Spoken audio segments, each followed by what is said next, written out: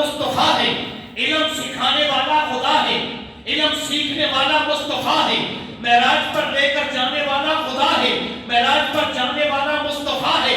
توجہ چاہتا ہوں، جبرائیل کو بھیجنے والا خدا ہے اور پاؤں چموانے والا مصطفیٰ ہے، براق کو سجوا کر بھجوانے والا خدا ہے، اس پر بیٹھنے والا مصطفیٰ ہے۔ السلام علیکہ ایھا النبی، سنانے والا خدا ہے، سننے والا مصطفیٰ ہے۔ قم یا محمد فإن ربک یا محمد فإن ربک یصلی، کہنے والا خدا ہے اور کھڑے ہو کر سننے والا مصطفیٰ ہے۔ توجہ چاہتا ہوں، کعبہ قوسین کی شان دینے والا خدا ہے، مزہ لینے والا مصطفیٰ ہے، جنت کا نظارہ کرانے والا خدا ہے، نظارہ کرنے والا مصطفیٰ ہے، اپنی نورانیت کا نظارہ کرانے والا خدا ہے، نظارہ کرنے والا مصطفیٰ ہے، بلکہ یوں کہنے جنت بنانے والا خدا ہے اور تقسیم فرمانے والا مصطفیٰ ہے۔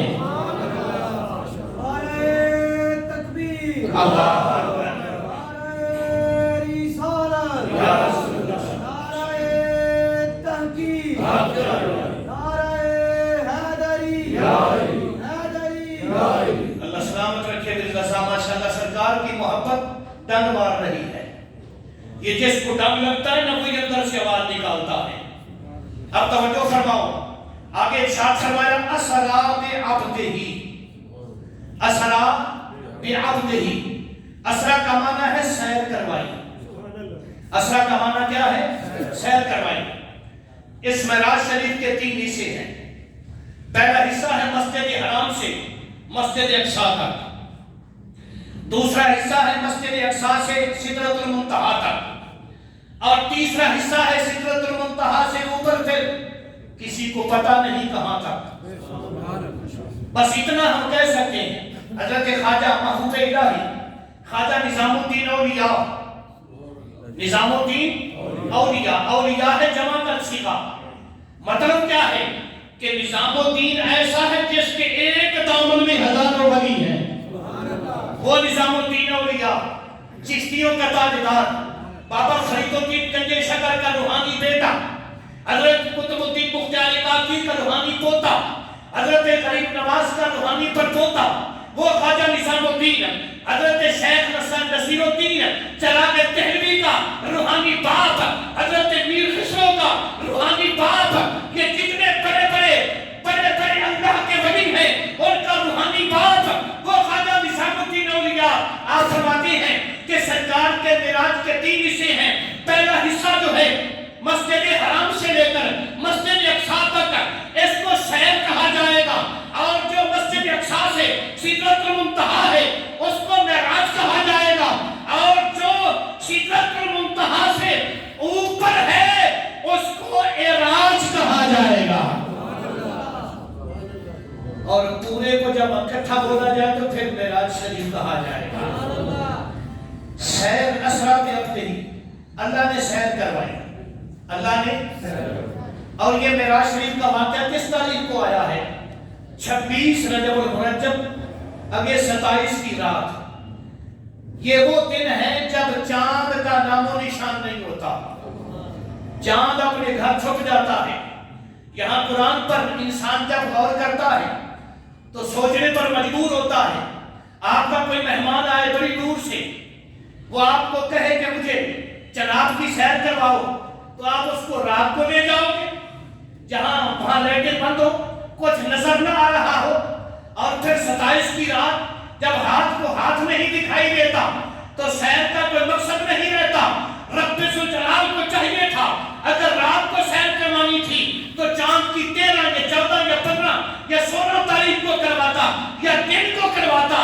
رات نے نہ 13 کا انتخاب کیا، نہ 14 کا انتخاب کیا، نہ 15 کا انتخاب کیا، نہ دن کا انتخاب کیا، رات اس کا انتخاب کیا جس وقت چاند غروب ہو چکا ہوتا ہے، چاند کی روشنی مدد پڑ چکی ہوتی ہے، چاند اس وقت نظر نہیں آتا، تو پھر سوال یہ پیدا ہوتا ہے اس وقت کا انتخاب کیوں کیا گیا؟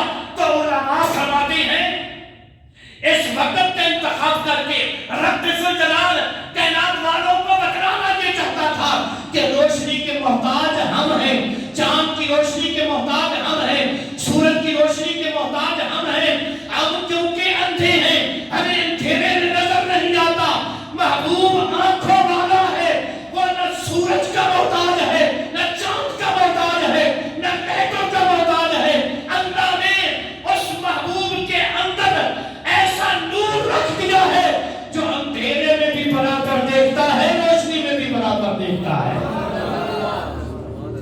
بلکہ یوں کہہ کے بخاری میں حدیث ہے، سرکار فرماتی ہیں میں جس طرح آگے دیکھتا ہوں اسی طرح پیچھے بھی دیکھتا ہوں، صرف پیچھے نہیں دیکھتا، فرمایا تم پیچھے جب تم میرے پیچھے کھڑے ہوتے ہو تو صرف تمہاری حرکات و سکنات کو نہیں دیکھتا بلکہ تمہارے دلوں کو بھی دیکھتا ہوں کہ تمہارے دلوں کے اندر خشوع و خضوع کتنا ہے، تم کس انداز سے نمازیں پڑھ رہے ہو۔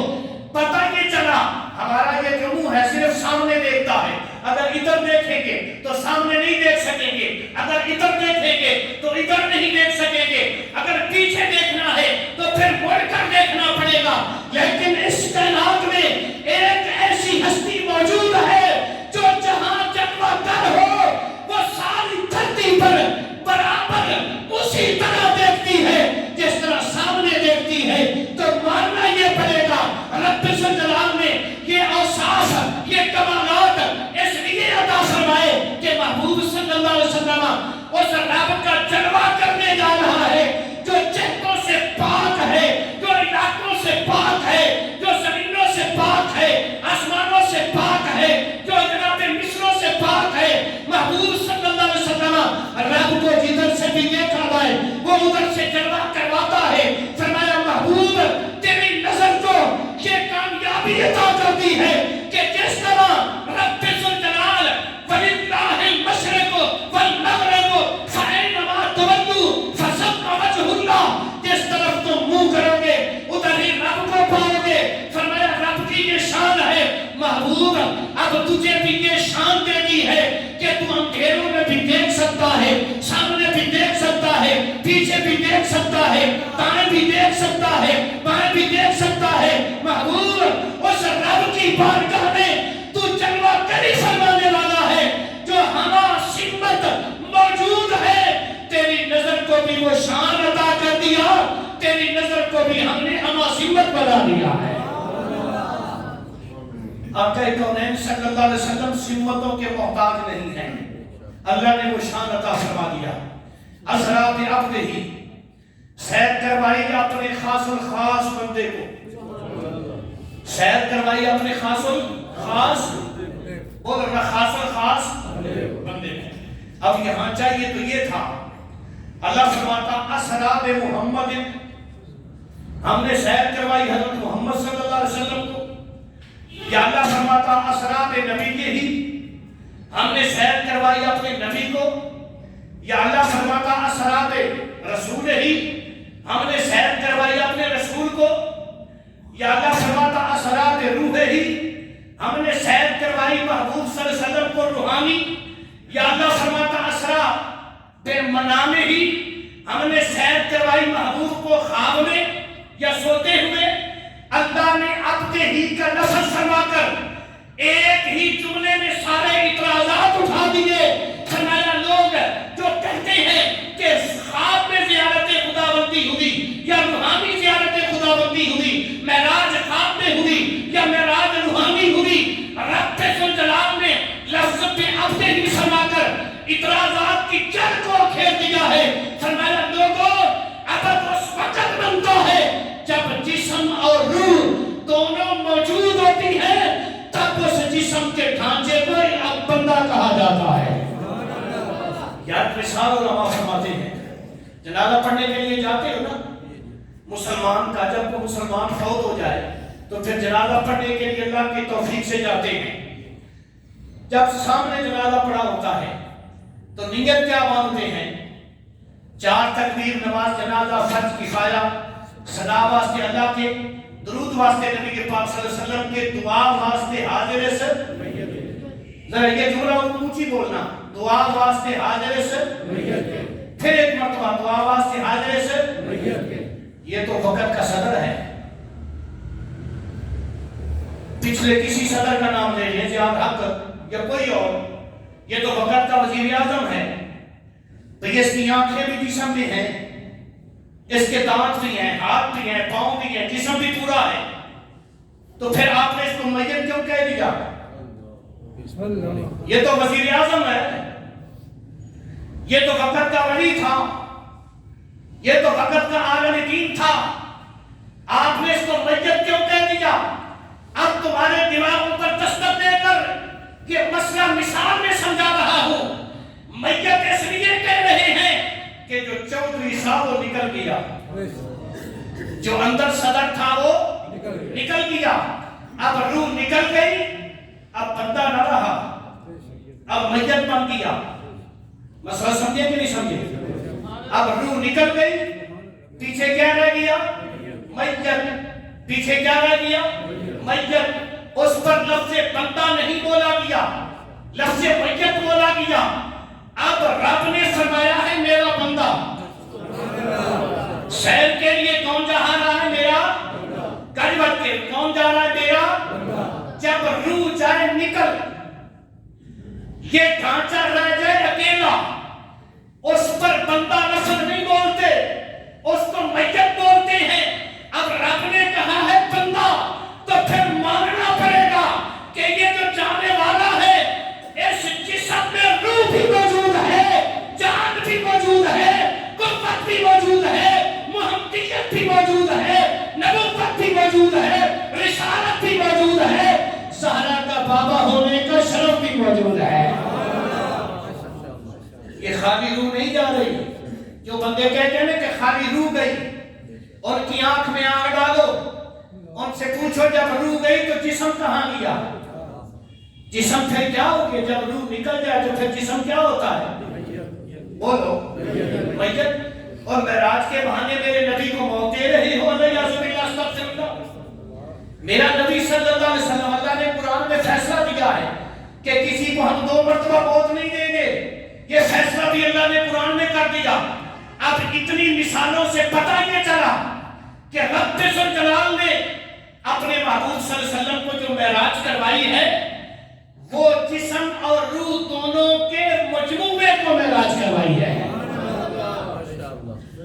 آقا کریم علیہ السلام, اللہ نے فرمایا بے عبدہ ہی. یہاں ایک اور جملہ میرے ذہن میں آ گیا, بے عبدہ ہی, اپنے خاص بندے کو. ہم بھی بندے ہیں کہ نہیں؟ بولو. بھئی دعویٰ ہے نا ہمارا کہ ہم بھی بندے ہیں. بار والوں کا بھی دعویٰ ہے ہم بندے ہیں. بڑے بڑوں کا یہ دعویٰ ہے کہ ہم بندے ہیں. تہجد پڑھنے والوں کا یہ دعویٰ ہے کہ ہم بندے ہیں. جہاد کرنے والوں کا بھی یہ دعویٰ ہے کہ ہم بندے ہیں. پر بندہ اس وقت بندہ ہے جب وہ کہے کہ یہ میرا بندہ ہے. تو اللہ نے یہاں یہ نہیں فرمایا کہ میرا بندہ ہے, بلکہ فرمایا خاص الخاص میرا بندہ ہے. تو پتہ یہ چلا کہ بندے تو سارے ہیں, لیکن خاص الخاص آمنہ کا لال ہے. ایسا خاص الخاص کہ جس سے بندگی نکلتی ہے, جس سے آدمیت نکلتی ہے. اور پھر دوسری بات, آقا کریم علیہ السلام اگر سرکار کو روحانی معراج کروائی گئی, خواب میں معراج کروائی گئی, تو براق کس لیے آئی؟ براق کا تذکرہ ہے نا حدیث کی کتابوں میں.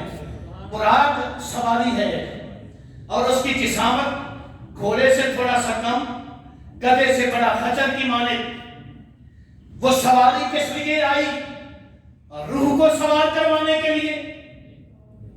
بھئی روح کی طاقت جو ہے میرے نبی صلی اللہ علیہ وسلم کی روح مبارک, سرکار کی روح کی طاقت اور پرواز اس براق سے کروڑوں میل زیادہ قوت والی ہے.